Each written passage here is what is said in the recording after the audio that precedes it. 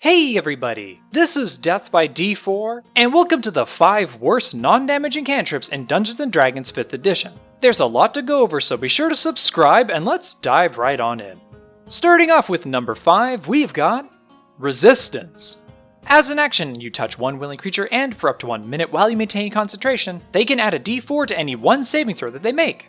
In general, though the buff to your next saving throw is actually quite nice, the cost of it only having a range of touch and requiring your concentration is absolutely terrible for you. Not only that, but the fact that it only works once before expiring just sucks. However, if you happen to be a sorcerer with the Distance Spell and Quicken Spell metamagic features, then you can actually improve its viability by giving it a range of 30 feet and the ability to cast another cantrip alongside of it. However, outside of this particular combo, you'll be hard pressed to actually make good use out of it at all. Easily one of the worst cantrips out there, and one that I would just highly recommend avoiding whenever possible. Next up at number 4, we've got Friends. As an action, you target a non-hostile creature and you gain advantage on all charisma checks made against it. This effect lasts for up to 1 minute, assuming that you use your concentration in order to maintain it. And when it ends, that creature then becomes hostile towards you. Honestly, I just absolutely hate this cantrip. Sure, getting advantage on all your charisma checks can be useful, but for the fact that it only lasts for a minute and then makes the target hostile towards you, that's just awful. Seriously, why would you ever use this? Just cast Suggestion. It lasts way longer, and has a much better chance of actually doing something for you. And most importantly, it does not make your targeted creature then hostile towards you. Seriously, there's probably only one thing that I can say about this cantrip that's even remotely positive. And honestly, I'm still not very sure if it actually is. I mean, just look at it. Notice what I'm talking about? Yep, there's no restriction on the creature which you can target with this spell. So as long as you have some means of communicating with it, you can subject any creature to the effect of this cantrip. Do you have any idea how actually terrifying that is? What if your multi-class cleric wizard just to cast telepathy on their deity, and then they use this cantrip to communicate with it? That's like apocalypse levels of shenanigans right there. Anyway, like I said before, I just hate this cantrip, and you'd be very hard-pressed to ever change my mind about it, especially if you're ever somebody who would ever use this cantrip in this particular ridiculous fashion. Next up at number 3, we've got Gust. As an action, you can manipulate the forces of the air to do a variety of different things, such as push a creature of medium size or smaller 5 feet away from you, move an object weighing 5 pounds or less up to 10 feet away from you that isn't being worn or carried, and create a harmless sensory effect.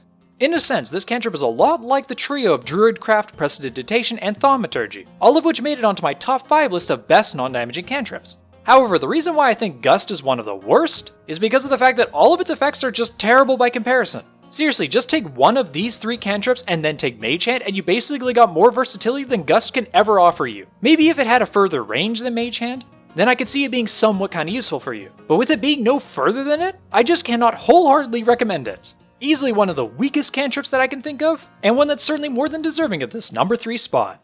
Next at number 2, we've got Blade Ward. As an action, you gain resistance to bludgeoning, piercing, and slashing damage dealt by weapon attacks until the start of your next turn. Well, though gaining resistance to all damage types is actually really good, the fact that it only protects you from weapon attacks for up to 1 round is just terrible. Seriously, how are you even supposed to use this? It doesn't even protect you from all forms of bludgeoning, piercing, and slashing damage, only ones dealt by weapon attacks. And the fact that it only lasts for 1 round just makes it basically a trap to use during combat. Sure, a sorcerer with the Quicken Spell metamagic feature could make better use out of it, but that really is the only exception. Definitely one of the worst cantrips out there, and one that I would highly recommend never ever taking. And finally, at number 1, it's True Strike. I mean, of course it's True Strike. Could it really be anything else? As an action, you target a creature within 30 feet. On your next turn, as long as you maintain concentration on the cantrip, you gain advantage on your first attack roll made against them. Alright, first off, before I go into all the problems surrounding this wretched cantrip, allow me to try and at least quickly explain how it's supposed to be used so that way it isn't complete garbage. After all, not even the Sorcerer's Quicken Spell metamagic feature can actually help you this time, as its effect still only kicks in on your next turn. Anyway, when you cast True Strike, you're supposed to cast it before the start of combat, that way you won't end up wasting a turn during it. This is actually pretty useful on the Arcane Trickster Rogue. However, outside of that, this cantrip's entire existence is a complete and utter trap. Seriously, instead of gaining advantage on your next attack on combat, you might as well just attack your target twice, and possibly change the situation of the battle a turn earlier. Not only that, but what also makes this cantrip terrible is the fact that you can't even use it to buff your opportunity attacks, as it still only works on your next turn during combat, after which it then immediately expires. Finally, as the last nail in the coffin for it, this stupid cantrip requires your concentration. There is absolutely no way a spellcaster of any kind should have any reason to cast this cantrip of all spells, then cast any other concentration spell. Seriously, wow, I mean just wow. There isn't a single player alive who would ever say that True Strike is a good cantrip. And for that, I not only crown it as the worst non-damaging cantrip of the entire game, but also as the worst cantrip in all of Dungeons & Dragons 5th edition. Seriously, it's just that bad, and don't even try and argue with me. And that's it. If you liked the video, then be sure to subscribe and let me know what you think down in the comments below. And if you'd like to have the chance to play D&D with me, then feel free to join my Discord server, and consider supporting me over on Patreon. Thank you all so much for watching, and I'll see all of you in the next video.